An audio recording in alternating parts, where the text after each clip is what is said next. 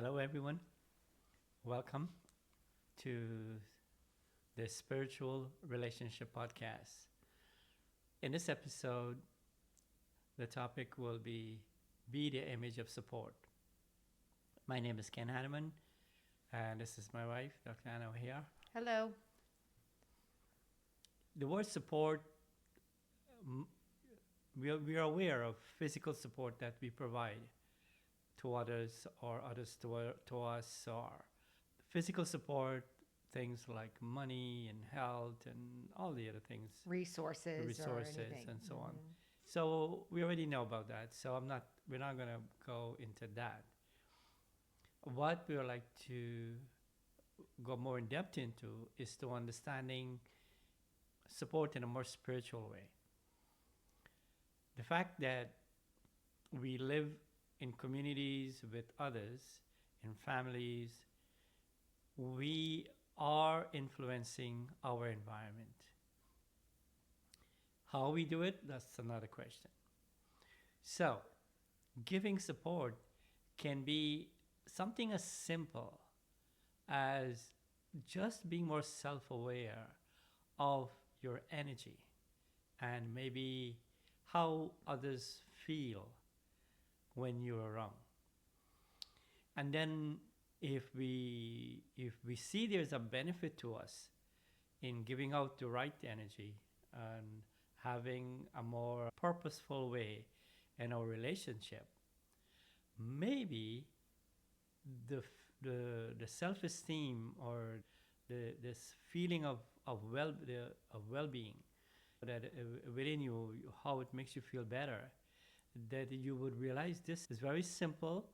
It is within it doesn't cost you anything, and it can be a source of great happiness and support for you.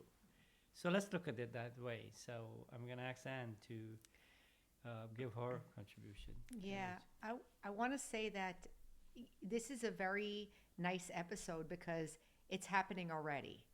So, like Ken was saying, what we're going to do right now is we're going to try our best to shine the spotlight on something that's very special. And what that is what impact do we have on each other? How do we impact each other? I have a feeling, and we're not going to give too much energy to it because I feel like the world is changing right now towards it. But the abusive, codependent, angry, resentful, I don't think anybody wants that anymore. Like, am I right in saying people that? are tired of I that. feel like it's done, okay? So, what we're doing this particular episode is called Be an Image of Support. And I have an example of this. So I'm a nurse, Ken's a nurse also, and I was applying for the job that I have now. And one of the leaders, the nursing leaders who did the interview, I did the interview, it was a phone interview. So I did the interview, and then after the interview, she called me, and I knew she was the chief. So we work for the Veterans Affairs, we work for the federal government. So it's a little bit of a different feeling. It's not corporate. It's more like this is the chief. It's a different kind of a feeling. So I knew she was the chief. And she called me and said, you did a really good interview, but I can't give you that manager position because you don't have enough experience. But would you be willing to take a staff nurse position to get your foot in the door? And I said, yes, absolutely. So the reason I'm telling this is because that was my first interaction with her. Her name was, I don't want to say what her name is, but she was the chief. Anyway, occasionally she would come by the clinic to visit the clinic. And when she walked in, the whole atmosphere changed, wasn't it? Yeah. The whole atmosphere changed when she walked in. She didn't say anything different. She didn't do anything different. It was her attitude and the way, I could say, the way she was carrying herself, the way she felt about herself. And I would give some words: competent, confident, caring, leader, like really kind of surrendered to the situation. She was going to help and be there. She didn't have to do anything, but as soon as she walked in, everybody felt great. Everybody wanted to talk to her. Oh, let me tell you about this problem we're having or whatever. And she would give so much respect whenever she was talking to you. She would give you so much respect that you actually felt like she wanted to solve the problem and that she cared that you asked. I mean, it's an art. I want to say that this is an art that we're talking about. So being an image of support is like an art. And I want to say it's the art of self-respect, the art of self-awareness, which is kind of what we were going to talk about at the end. But it's basically the art of knowing who you are, knowing what you have accomplished, and knowing what you have to offer, and offering that just by being there. You don't have to say anything special or do anything special, but just by being there. And I got to tell you that that person is, I always give her as an example. Mm-hmm. Always, in all the classes and everything, I always think about her. I can tell you, I spent maybe 10 minutes with her my whole life. Besides that interview, maybe let's say less than an hour. Let's say 45 minutes. I spent 45 minutes with her in my whole life, and I never forgot her. Yeah. So because she made me feel something, I felt respected, I felt wanted, I felt honored. And that's how she made everybody feel. And I really like that. So I think what Ken's alluding to and what we're going to talk about today is you don't have to be the chief of the nursing, or you don't have to be the head of the company or the CEO or whatever to have that kind of impact or to have that kind of self-respect. All of us are in relationship with others already. Like Ken was saying, in families, at our job, everywhere. You don't have to change anything to become spiritual, or in this case, to become an image of support. Support meaning that you, who you are, provides something for others. Yeah. One example I'm looking at my the years with my sibling, and it's been, and I'm 65, so it's been a long time. And then at work, and also in this spiritual community that we're in, just by your own transmission or your own life. I'm not trying to be a leader. I'm not trying to be. I just live my life. But in retrospect, you can evaluate the feeling that people might have towards you, and how they might like to hear your experience, how they might like to listen to your advice, how they might appreciate being in your company. And then from time to time, they might say certain. So you get a picture, you get an understanding of the energy and the memories that you create in others. And that is how, not I'm looking back, I realize I didn't intentionally do it.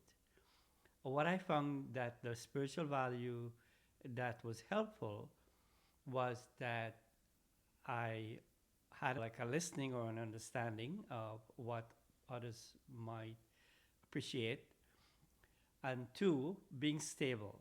Your life has been kind of stable. You're not one way today and another way the next day. You're not like way negative one time and positive. You're kind of stable. You have a stability, and therefore there was an example there. And when you look at families too, as a parent, it is because of the stability of the parent, the child always have a frame of reference, always have something to compare to. And therefore you become like a light or a beacon of light or something to say, you know, I've experienced it this way, I know this was fine, and I would like to be like this or whatever, or variations of that. The thing is that we do, when I say you influence other people, as soon as, once we're in relationship, we are creating an image of everyone within our consciousness.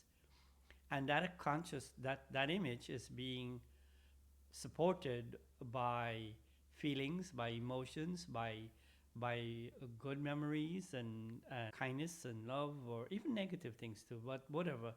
But and then people are referring back to that memory, and I think that's the best kind of support. You see this with somebody who has grown old, certain communities, Yes. right? That old person is not cast aside, but they are revered for their experience, and people want to listen to their stories, and maybe they play some part. So you're functional in that community throughout your life. Mm. So that's how I look at support. And this doesn't cost you money. Those who have the money and the time, fine. Go ahead and help, support in physical way. But don't stop there. And what I find gives the greatest happiness is when what people feel about you and what they remember about you and what they continue to find as a good example that continues to do. It provides support for them. Yeah, and it provides blessing to you, like in a way, because Yeah. they're referring back to you with some positivity. So that is the greatest support. I'm smiling because this is so opposite of the way we thought life was, isn't it? Mm. Like we maybe thought that life was a struggle, or life was painful, or life was always in resistance to things, or life was hard work without any real happiness, or something like that. I mean, that's how I felt it was, to some degree. I feel like the world is moving away from that now fully. And so, as we're talking about this, see if you can notice it now in your life. Notice, how am I impacting everyone around me? How is everyone around me impacting me? It's happening all the time, constantly. It's kind of like it's hiding in plain sight. Yeah. So it's a wonderful thing to consider and also to be responsible for. And I think that's the last point that maybe we'll bring now, is that we're talking about this is it's happening, but let me start to understand and be responsible for the impact that I'm making in the world. It's interesting. We talk about meditation and how like you're serving the world or you have good wishes for the world. But this is like on the ground practical. Like how am I affecting the people around me every day? And be honest. There's no point in hiding it anymore.